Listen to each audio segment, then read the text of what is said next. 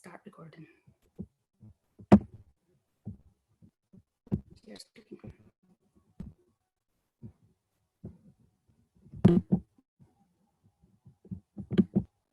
Right, so you've come on to this free masterclass to learn a little bit more about my program, The Healing Rebel, but also to hopefully get some top tips in how I have been managing my health and how you can maybe help look after yourself.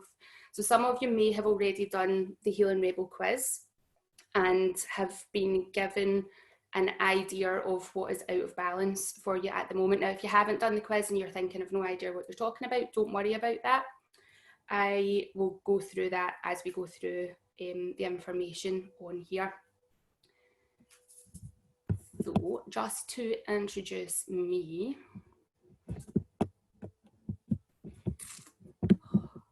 there. I am Jen Wilson from IamJenWilson.com. I have been working in the health, wellbeing, wellness industry for over 11 years. I went back to college in 2009 and did my HND in health, fitness and exercise, went on to do my post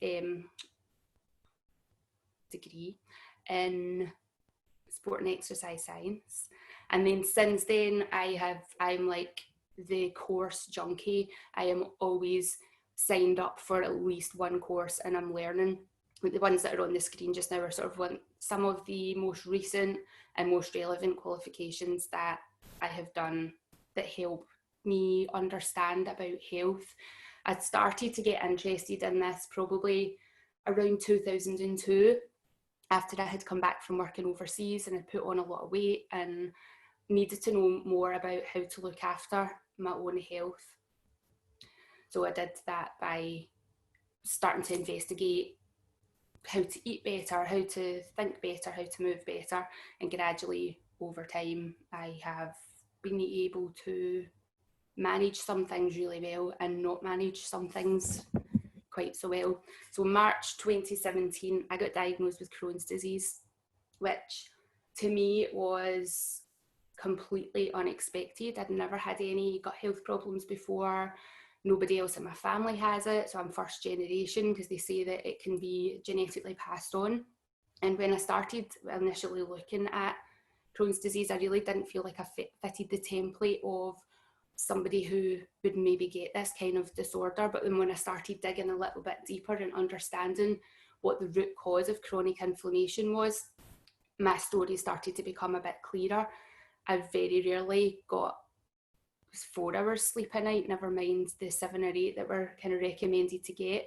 I never took rest days. I worked 7 days a week. I did a lot of high intensity exercise.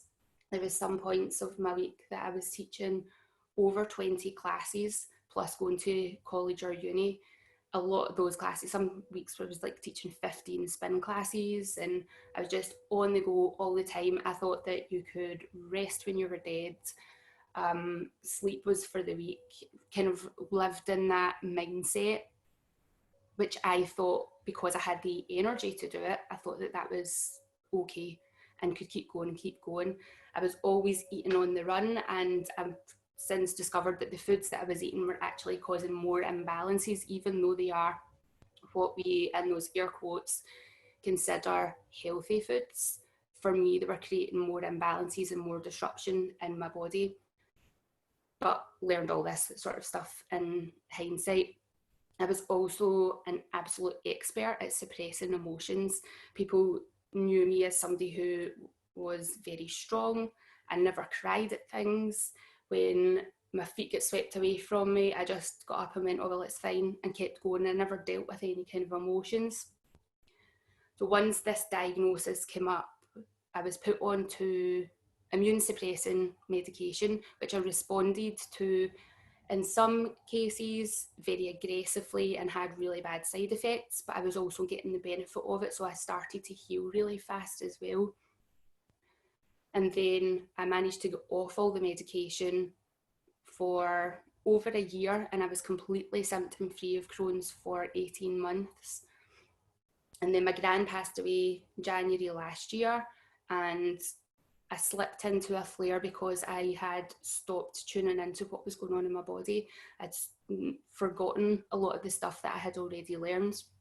So I ended up back on my medication and have really had to learn how to surrender. I've had to learn how to ask for help and accept it. But one really useful piece of information that I got while I was going through all this journey was accept your diagnosis but not your prognosis, which has been really, really useful and really, really influential. For some people, when they are given a diagnosis, they become that condition. So rather than becoming a Crohn's patient, I am somebody who has Crohn's. And the language that we use around what's going on in our body is really, really important. And I used to have this real fear of the word healing. My friend Lilia runs a company called Heal Scotland, and she had me come over and do a couple of presentations, and I always felt like this could come back, because Crohn's, once you have it, you don't never not have it. It's always sitting there underlying, but you might be healed where you have no symptoms from it. And that's really, really useful to know as well. So where is your health at? I really believe that it needs to be a complete holistic approach. It needs to be thinking about how you think, what it is you're doing, how you eat, what you drink, what you eat as well. Whether you're eating on the run or you're actually sitting down to eat your food is going to have an influence on your health. And we really, when something's going on and you feel imbalanced, we really need to look at the big picture, not just the symptom. The symptoms are one thing, but they're part of a bigger picture. And with that, watch the language of people around you if you have to go to the doctor for a diagnosis or you're speaking to medical people. Watch the language that people use and watch the language that you're feeding yourself with. A mantra that I got from Eckhart Tolle when I was reading one of his books, The New Earth, was, I am doing all I can to find healing and I'm making good progress. And that just helps you be able to distance yourself from the label or the diagnosis so that it becomes something that's separate rather than what you actually are. So healing is not the same as curing. Healing doesn't mean that everything's going to go back to exactly the way things were. It's going to bring you into where you are now and how you can make the best of it. It's moving you into a much better state of awareness, and often that can then mean that you have something better come out of it. You know, when I think about my Crohn's diagnosis, I actually see it as a gift, because there's so many things that have changed in my life that wouldn't have changed had I never had this diagnosis. And we can't go back to the way things are before you become unwell. Quite often, if unwellness is what you are experiencing, or if you're just something just doesn't feel right, if you keep doing the thing that you were doing previously, you're just going to get the same results all the time. And where your health's at, when you experience your stress response, that can sometimes highlight where your imbalances are. So one thing that I've noticed during this lockdown phase is my initial stress response is to bury my head in the sand and get really, really busy. But over the last 16 weeks since this kind of started, I've experienced a whole variety of things. But having that awareness of, oh, this is interesting, why am I responding like this? Oh, this is interesting, why is my body responding like this? Starts to become really, really useful and help you be able to start to pinpoint things that are your triggers and things that help you and make you feel better. So there are 6 stages of disease. Now this is from the Ayurvedic principles. First stage is accumulation. So that's where you might just feel a wee bit off balance and not yourself. And there might even be stuff happening in your body that you don't even notice. It's so subtle that you're maybe not even aware of it. If you're not aware of it, over time that will then come into the stage of aggravation. So aggravation is where you might start to get slightly more obvious symptoms, maybe like itchy skin or a runny nose, but not as much as a cold, but just a bit congested in the morning or the evening. You just notice that there's a bit more stuff going on there, or your skin's really dry, or you're getting a bit of indigestion when you eat something. You maybe feel that wee sort of seedy way. It doesn't feel too good. And if that's not addressed to help you start to rebalance, it then can move into the next stage, which is spreading. So spreading is where we start to become more aware of symptoms, and it might be enough that you might mention to somebody else that you're not really feeling very well. You might have disrupted sleep or headaches or skin breakouts. And again, these first 3 stages are easily reversed and rebalanced just by making small changes, which we'll go through in today's information. If you continue to ignore these kind of symptoms, it will then go into relocation. So relocation is where you really start to not feel well, and it goes into a more cellular level where your energy pathways are blocked. So in yoga, they talk about prana, and Chinese medicine it's your chi, and Japanese medicine it's your ki. So when they get blocked or these pathways get weakened, it causes more disruption in your body. If you've ever been to see a Chinese medicine doctor, they'll talk about your energy and they'll say that, oh, there's blockages here or there's blockages there, and that's all connected with this sort of stuff. So things like having a cold or getting the flu, where you might need to go and get some over-the-counter medication to help you rebalance this location. If you continue to ignore that, it can then go into manifestation. So this is at the stage where we would probably in the West be starting to think, I need to go and see a doctor because whatever it is that's going on is just not shifting. Some people over the winter just have a cold from the second the weather changes all the way through, and it doesn't shift until spring. Or you've just got exhaustion that even after a sleep it's not really passing, or you have recurring infections or something like IBS.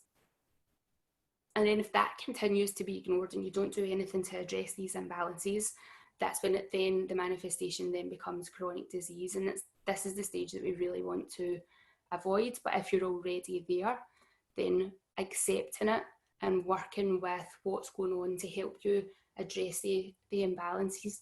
Quite often when somebody gets to this stage 6 chronic disease, if they don't address the imbalances and they take the medication from the doctor, which suppresses their symptoms but doesn't deal with the root cause of it, quite often what you see happen is they then get another condition and then another condition. Like I know people that have got Crohn's but also have rheumatoid arthritis and fibromyalgia and other things, and they just keep adding to their list rather than, right, hold on a minute, I have this one thing going on in my body, what can I do to make the rest of my body and my life and my well-being as healthy as possible. And I heard somebody saying on a video on, I think it was on Instagram, I saw them saying that one thing that they say to their coaching clients is that you can't change a tyre of a car when your car's driving at 100 miles an hour. So we can't expect our body to heal when we are still doing all the things that we were doing previously. So we need to stop and allow the healing to occur so that can help us get on top of things. And then when you start to slowly reintroduce things, that's when we can maybe see this might not be useful for me. I maybe want to remove that from my life again. So always start where you are right now. If you've done the quiz, then the quiz looks at what is out of balance. If you haven't done the quiz, then when I finish this and I send through the recording, I'll send through the link for you to be able to do the quiz. So the quiz really thinks about where you are in the last sort of 4 to 8 weeks so that we can start to address these imbalances.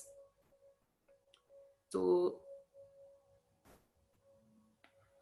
doing all you can so that you can find that healing is what's going to help you make progress. Not blaming yourself is really, really important, but also taking responsibility is really, really important.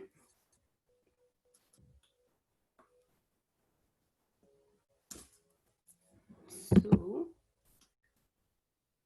the principles that I'm using are from Ayurveda. So if you have ever looked into Ayurveda or understood it, wind would be the equivalent to Vata, fire would be the equivalent to Pitta, earth would be the equivalent to Kapha.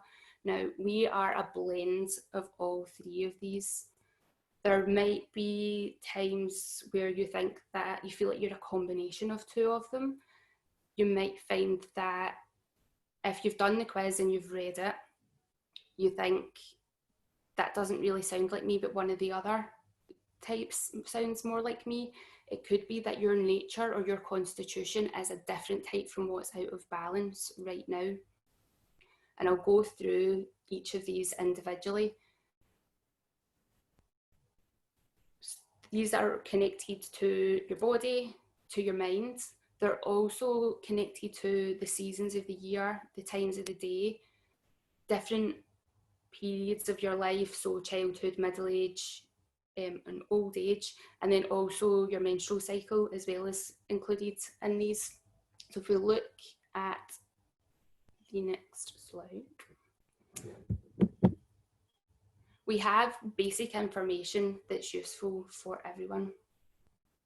So listening to your body is so much wiser than just the thoughts that are in your head and just the education that you have. I mean, you can read all the books, your body still knows better than all those books, because what works for one person doesn't necessarily work for somebody else. So you really need to tune in to what's going on inside you and do what it is that feels good for you.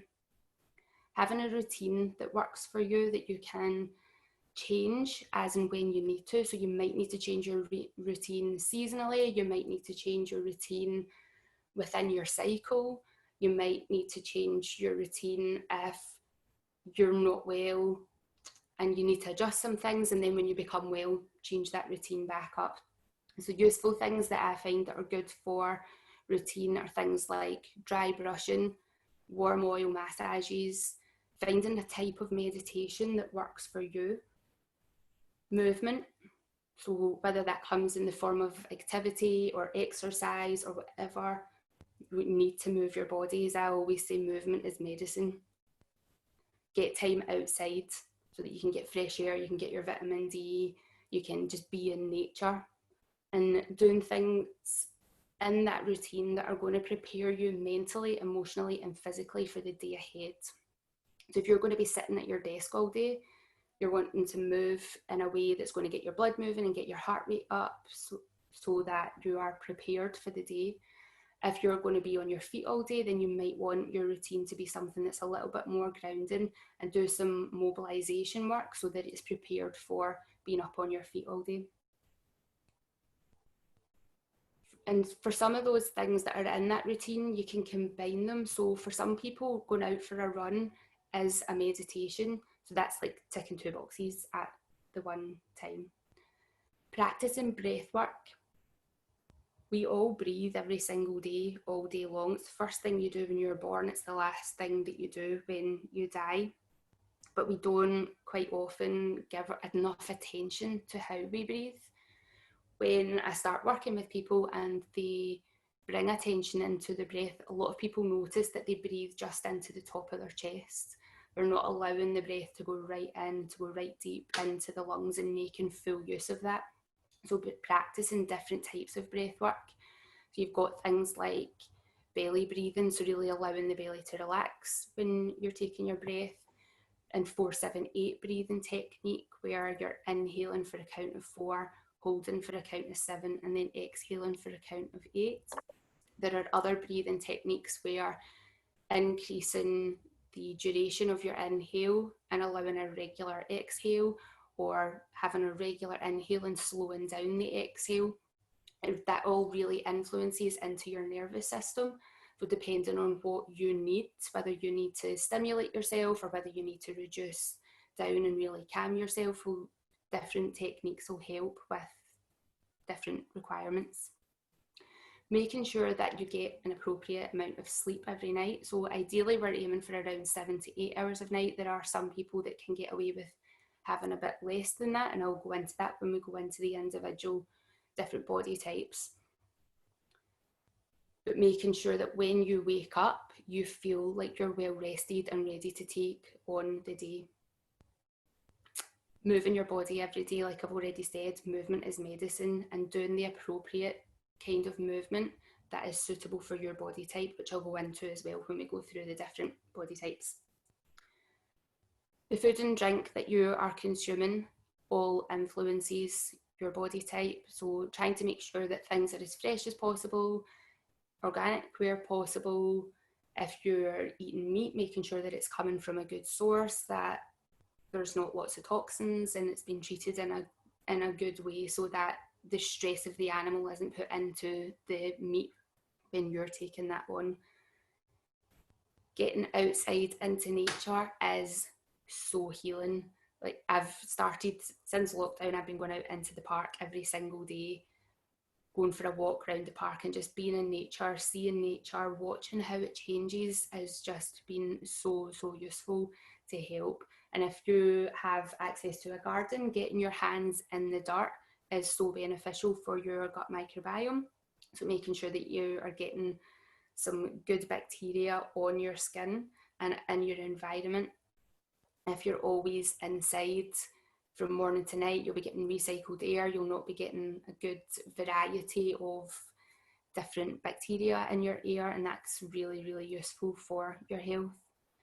Making sure that you unplug from technology for an absolute minimum of an hour a day, more if you can. If you can have a whole day or at least half a day where you just unplug from it all, that's going to be really beneficial. There's lots of information about how all the electric waves that are out there are really disruptive to our health, and if you're somebody who's prone to inflammation, it can really aggravate the inflammation. Being an emotional being, so we are humans, we experience emotions. Suppressing emotions, as I discovered, is really unuseful and really unhealthy. The more you bury them down, all they're going to do is erupt up as something else later on. So accepting your emotions, and I'm going to do a whole training on that inside the program about experiencing your emotions but not hooking yourself into them. Allow the emotion to be there. Maybe it's useful to understand why the emotion's there, but like the weather and like the clouds, they will pass and they will move on, and then another emotion will come in, but we need to be able to experience them all, and that's all the highs and all the lows. Loving yourself and all the decisions that you're going to make and all the practices that you're going to do are going to be so much easier if you are eating from a place of love, if you are moving from a place of love, if you are thinking from a place of love. You are going to have a much better relationship with yourself and also with other people, and it just makes the decision making so much easier for you to do when you are doing everything from that place of love for yourself. Building connections. Us humans are social beings. Some people are introverts, some people are extroverts, some people are in between, but having really good connections with people so that you have somebody that you go to if you have a question, if you need a hug, if you just need to let off steam. Make sure that you've got some people that you can really reach out to and connect with. And then what goes on goes in. So all skincare products, your shampoo, conditioner, makeup remover, body lotions, cleaning products that you have around the house, candle contents, your washing powder, your softener, all of these things, if they are touching your skin, they are going into your body. And that can cause hormone disruptions. If you're having hormone disruptions, that can then cause illnesses. I shared something on my Instagram stories the other day showing that hormone disruptions can cause, and it was just pages and pages and pages of problems within our body. So if you've got something if you've got a diagnosis of something, if you have itchy skin or just feel imbalanced, or you have really bad periods, or your emotions are all over the place and it feels unstructured, then it's very likely that there's a hormone disruption going on in there as well. If you're not conscious of what goes on your skin, some of these products have estrogen mimicking chemicals in them. These estrogen mimicking chemicals are what's causing young girls to hit puberty a lot younger. So we're seeing young girls going in and starting periods at much, much younger ages than they used to. We think we've got one product going on the skin, that's fine, but if you start to layer everything on, your body can only deal with so much. And it's like if you start throwing little stones at the glass window, eventually it's going to weaken and it's going to break, and that's what can happen to our body if we're not careful about what goes on our skin, because it does absorb into the body as well. So moving into the body types, so your wind body type, aggravations that can happen in the wind body type: dry skin, gas, bloating, constipation. Aggravations within the mind for wind people, or if you're feeling particularly anxious or overwhelmed, that would suggest that there is imbalances within the wind part of your body. It's connected to the seasons of autumn and early winter, because that's when it tends to be a lot drier. As if we think about winds as the element of air, anything that goes out of balance, we want to do the opposite to help bring it back into balance. The times of the day that are associated with this are 2 p.m. to 6 p.m. and 2 a.m. to 6 a.m. Quite often, if people have got a lot going on in their mind, they will feel really unsettled in that sort of afternoon, 2 till 6, or people when they're sleeping will wake up usually around 2 o'clock, and that's as we move into this part of the day that your mind starts to become overactive. So if you've got stuff going on, it's really useful to get a journal out, write stuff down to help clear your mind so that you can get a more restful sleep right the way through the night. The time of life, this would be more related to your old age. So if you think about things drying out, quite often, quite a big complaint of older people are things like constipation and dry skin. So that would suggest that this is slightly out of balance. It's connected in the menstrual cycle to days 1 to 5. So that would be depending on how long your bleed is. From the first day of your bleed, for the duration of the bleed would be considered in this wind cycle. And for some people, they may find that during this time, they're much more creative, or they are really anxious. And that can be, if you're feeling really creative, then that can be a good thing for you. But if you're feeling really anxious and really overwhelmed, then it's possible that the wind element has been disrupted and is a bit out of balance. So what you want your routine to look like is things that are going to ground you, they're going to warm, they're going to give you structure and stimulate so that you can feel more balanced. So if you are doing a warm oil massage, using something like sesame oil can be really good, because sesame oil has warming properties and also the moisturizing properties, which can help us. People with wind bodies also can have clicky joints. So if you are somebody who, or loose joints, so if you've got really loose joints, really clicky joints, massaging around the joint with sesame oil can be really, really useful for that. With somebody who's got an out of balance body for wind, exercise that you would want to do is thinking about balance and stability and strength, so that you're protecting the joints but also being really grounded. Because if you're doing balance work or stability work, you're having to be really focused on it, so that helps just quieten the mind down a little bit.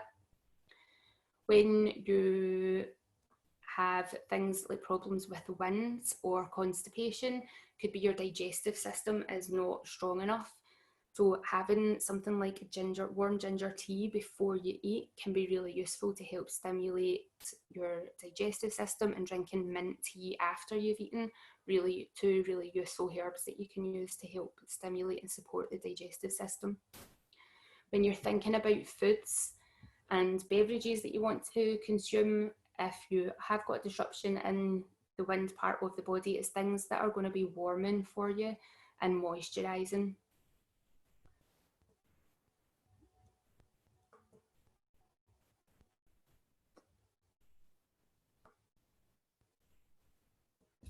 So thinking about sweet foods, cooked vegetables.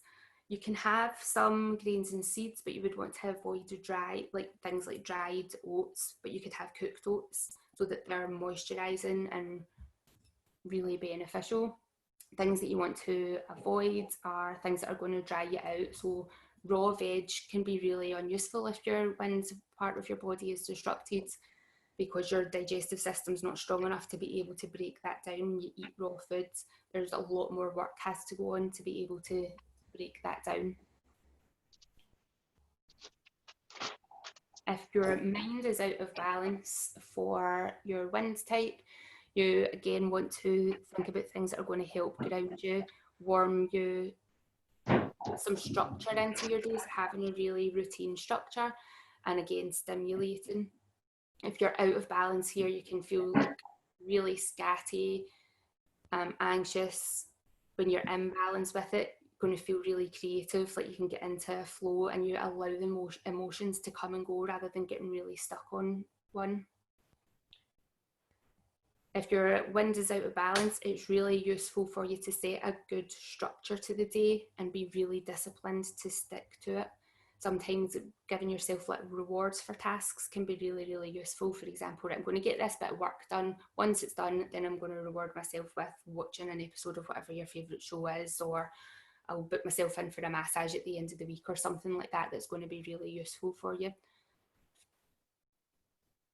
Avoid using food as a reward if your wind is out of balance, because nobody wants to use food as a reward because it gives us this negative association with it. For meditations, for people that have got a wind imbalance, doing things that are grounding, like chanting or singing, can be really, really useful. Doing a mindful movement, so doing a very slow and focused kind of yoga practice can be really useful.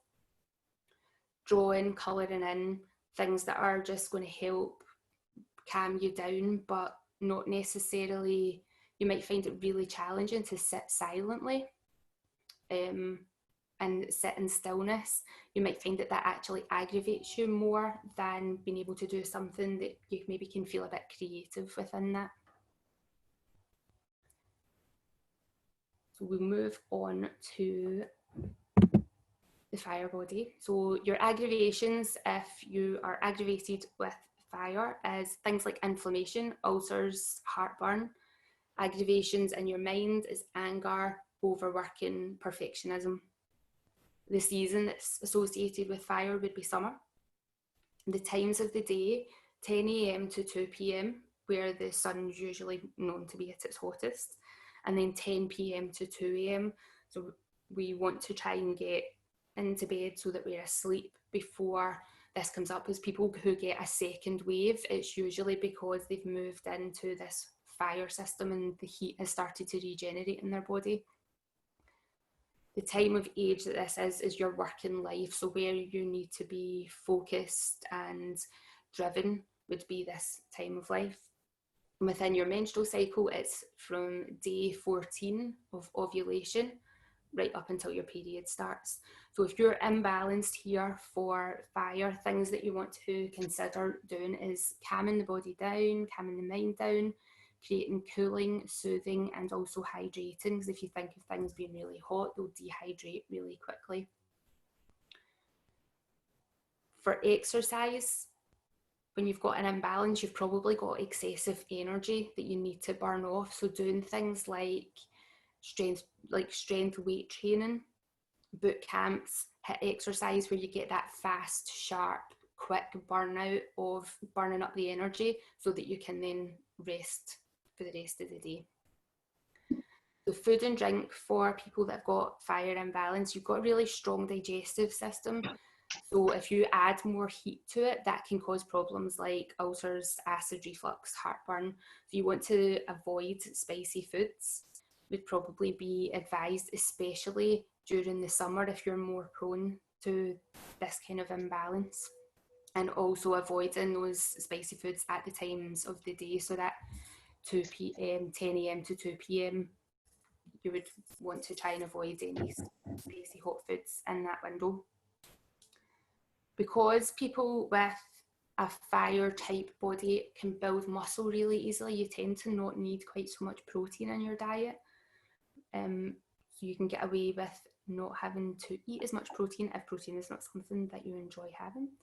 You want to make sure that you are getting plenty of fluids in, because you have more heat in the body, so you have a bigger tendency to dehydrate. But having things that make sure that they quench your thirst. So adding coriander seeds can be really useful to putting in a glass of water at night, so that in the morning when you get up, the water has infused with the coriander seeds, and that's really cooling for the body. Also, cucumber slices are really useful to put in water to give it a more cooling and hydrating effect.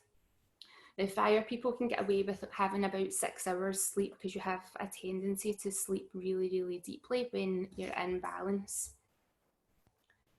When you're eating foods, you want to think about things that are cooling and hydrating. So your things like coconut, cucumber, pears, prunes, cauliflower, leafy vegetables. You can get away with eating raw foods because you have got that stronger digestive fire. You want to avoid things that are going to cause more heat. So things that are spicy, things that are sour or really pungent are not going to be useful for you either if you have that as an imbalance.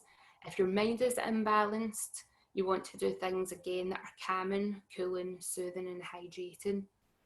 You've got if you've got that fire tendency, then you might be hot-headed, irritable, overworking, really impatient. When that's in balance though, this is when it can help you be really driven and really focused. So if you have this tendency, you need to set more strict time limits. So you're only going to work for the next hour, or you're only going to work between these certain hours, and be really strict with that. You need to have good discipline around it, because if you let it run away, you could work all day long and all through the night as well. So meditations for people that have got a fire imbalance, do it first thing in the morning when you get up. Maybe using things like calming music, deep, slow breath work to help really do that cooling, calming, so that when you are ready to take on the day, you're at a slightly lower level to allow the fire to start to burn up through the day. If you're dealing with a difficult situation, it's really useful to take a deep breath and count to 5 before you respond to somebody, if you have a tendency to flip into any anger. And remove any social media at all that fires you up.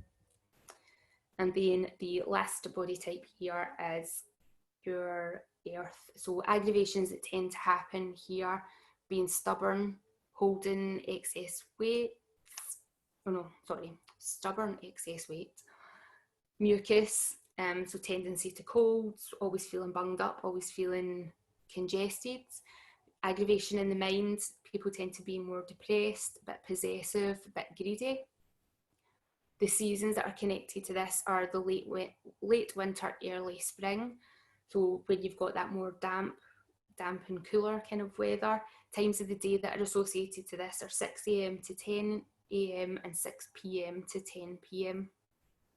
The time of your childhood, the time of life on this is childhood, so from birth up till you leave school before you start work. Within the menstrual cycle, days 5 to 14, so after you bleed up until ovulation. So routines for people who've got earth imbalances need to be energising, detoxing, stimulating and warming.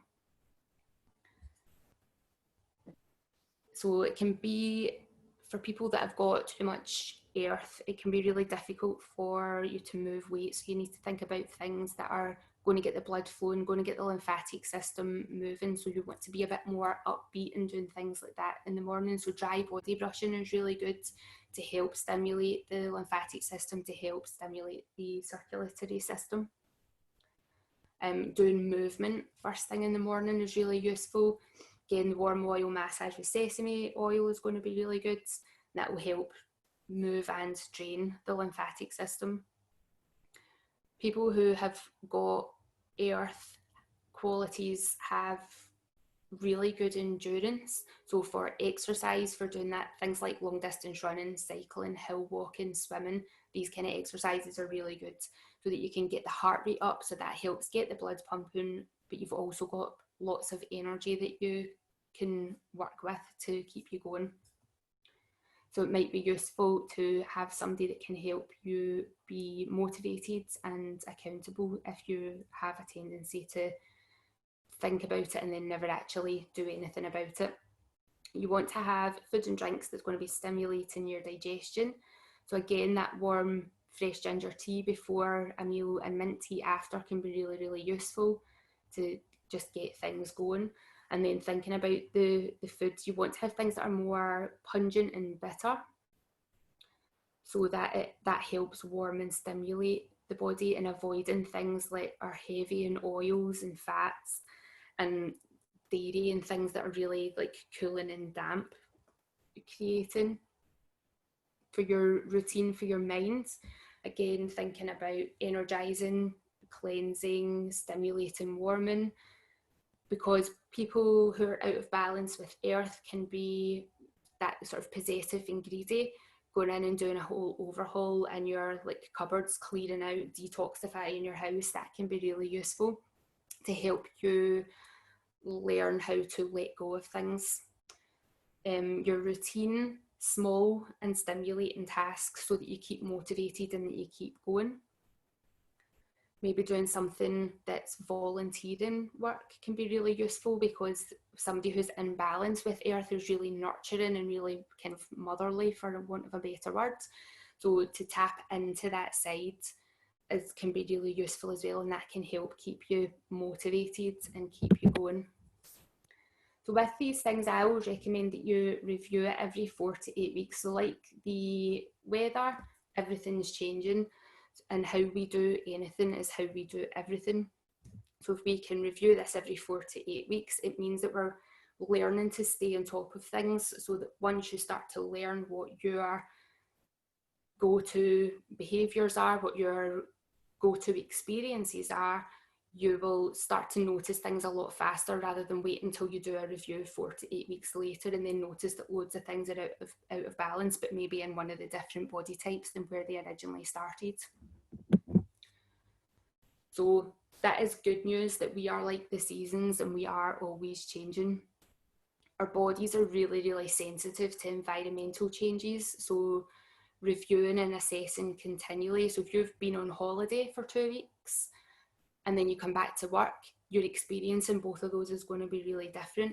If the weather has been really sunny, like it has been recently, and then the rain comes, that change in weather can change how your body responds as well. I'm somebody who's very sensitive to the rain, so tends to be when the rain comes, I get more dampness in my body, I get a bit more mucousy, so I need to adapt and change what I'm eating, what I'm drinking, what I'm doing to help stimulate, to clear that out so that I don't get stuck in that place.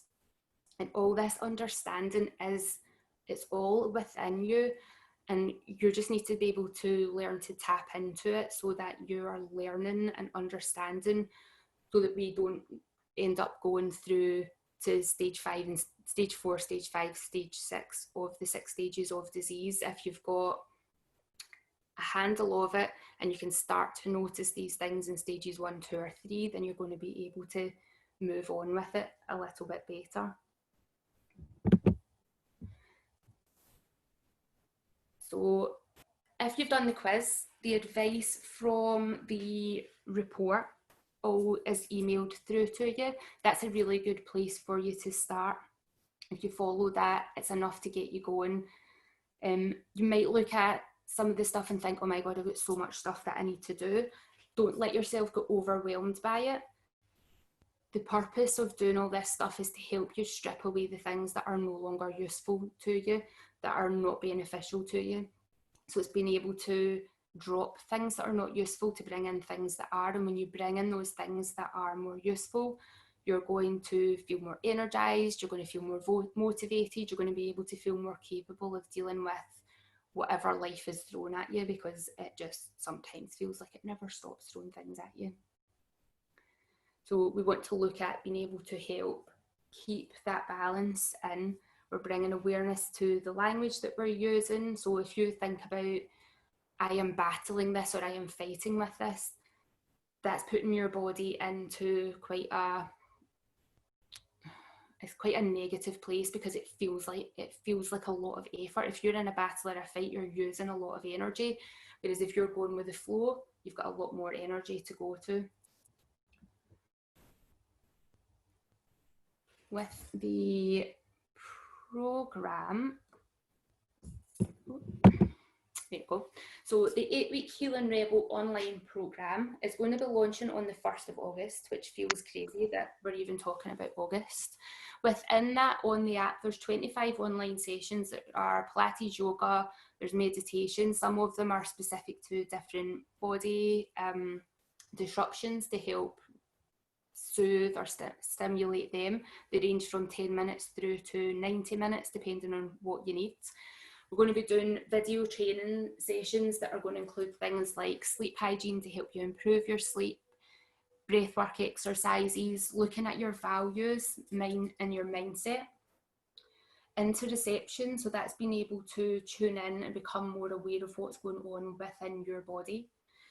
Doing some mindful movement practices, overcoming your limiting beliefs, and managing stress and anxiety. So they're all different video trainings that we would do. There will be exclusive Healing Rebel podcast shows that I'm going to get guest teachers on, where I have friends and colleagues that are really well informed about lots of different things, where I could maybe give you some information, but they would be much better at doing it. So I'm going to get them in to do a few of those shows with me.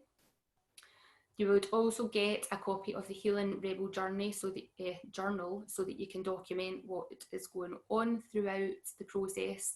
And then there'll be an exclusive Instagram account where I will do lives, so maybe do some live classes on there. There'll be recipes and ideas of helping you manage each of the different energy and body types depending on what is going on in your body. So the RRP for it is £127 for the 8 weeks. Exclusive launch offer for being part of this free mastermind is you're getting 50% off using the code REBEL50, so it'll only be £63.50. That discount does expire on the 31st of July. This will get sent out in an email to you as well. If anybody has any questions, you can either unmute yourself or pop them into the chat box. If you are on the call just now and don't have any questions but think of something later, you can email me, jen@iamjenwilson.com. I am going to stop sharing my screen because there was a couple of questions that people had sent me before that I can answer. So somebody had asked me what dry brushing was. So dry brushing, you can use either a brush like this. I got this in the Body Shop about 10 or 15 years ago. Or you can use a mitt. So I got this raw silk mitt. You go up the length of the limbs. When you go around the joints, do circular motions. So on dry skin before you go in the shower, and that takes off dead skin and stimulates. The claw, this is a silk mitt, so it's a bit more soothing. I use that on my face and around my stomach when I'm using that. Somebody else had also asked about how I warm oil for doing the warm oil massages. So I've got two different ways. I either use a little glass bowl and put hot water out the kettle in it, and then have another jar with oil, and then I sit that in, so it's like a little bain marie. Or when I do massages, I use a flask with a bottle with oil in it and sit that in there. So that's what I do. So if anybody got any other questions?